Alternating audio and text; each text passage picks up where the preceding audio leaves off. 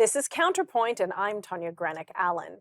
We've got lots to cover today on the current events panel. We are going to cover the recent Alberta government transgender policy announcement, the Supreme Court of Canada ruling on police searches and your internet privacy, a French Muslim man who interrupted a Catholic mass to say Islamic prayers in the church, more AI headaches, this time with Google and their Gemini program, and finally, should land developers be allowed to make community donations?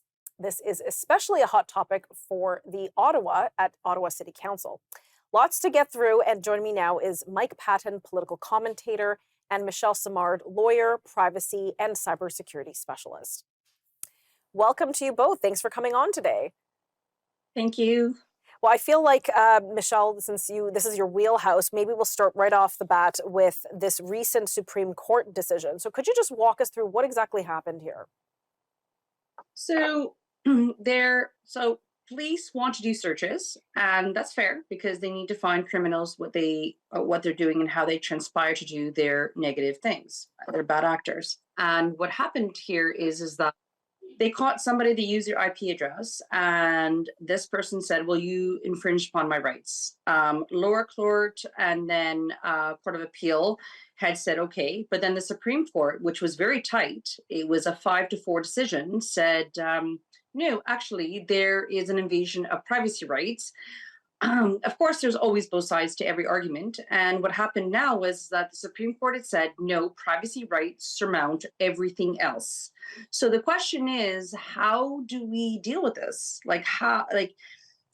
In every type of social contract, there's always something that society agrees to. Are we going to circumvent certain rights in order for protection of certain rights? And that's really the question. And I think that Supreme Court was a 5-4 decision. How do they do this? So that's what happened here.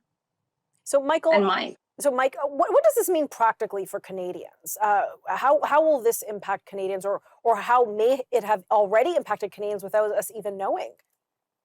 Well, I don't know how much it impacts Canadians directly. It impacts the police an awful lot more because up until this point, IP addresses and computer and internet stuff in general were considered sort of public domain. You're in the public square, you don't have a right to privacy. What the Supreme Court ruled was your computer's IP address is so personal to you that the police would have to get a warrant to investigate actions by your IP address. So, what does this mean as far as your day-to-day business and that of average Canadians? Not much. But if the police want to do a more intensive investigation as to what you've been doing online, they're going to require a warrant.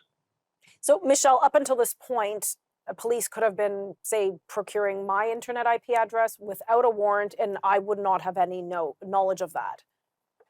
Yes, so this is where the problem is, and it's a really tough one, to be quite honest, because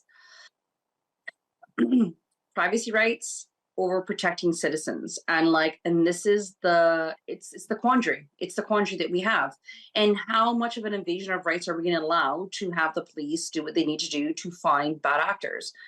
The Supreme Court, again, divided, says it still has to protect privacy rights because the IP address can identify who the person it is, and the argument on the other side is through RCMP and police services is, well, we need to do this. And if we have to go to the court and to a judge all the time, it's going to delay it. So I think there needs to be, clearly this is a problem because it takes time. So there needs to be some form of remedy. I think the remedy should be at this, is if the Supreme Court is going to make that kind of decision, then the government needs to heed that decision and say, okay, then we're going to have a specific court that deals with warrants. So it's expedited. And again, it's only a layer of protection to protect privacy rights. And in some ways it could be good. We don't want unwarranted access, but sometimes having some access that is restrained because you need another authority to hear the reasons could be good, but we don't have the resources and the enforcement to do it. So now we're in a quandary. And we only have about 30 seconds left, but when you said bad actors, this is to help the police apprehend bad actors. Are we talking like child pornographers online? Like what type of bad actors? Might want to scam people or take advantage of people or do things that can make extra money. And so in the grand scheme of things, in societal contract that we have, they can be warranted as bad actors. And so how do we protect people from that if we don't give the police and the enforcement people the right to do so? Okay. Well, we're going to pick up this, just to wrap up this topic, right when we come back from this commercial break. We'll be right back.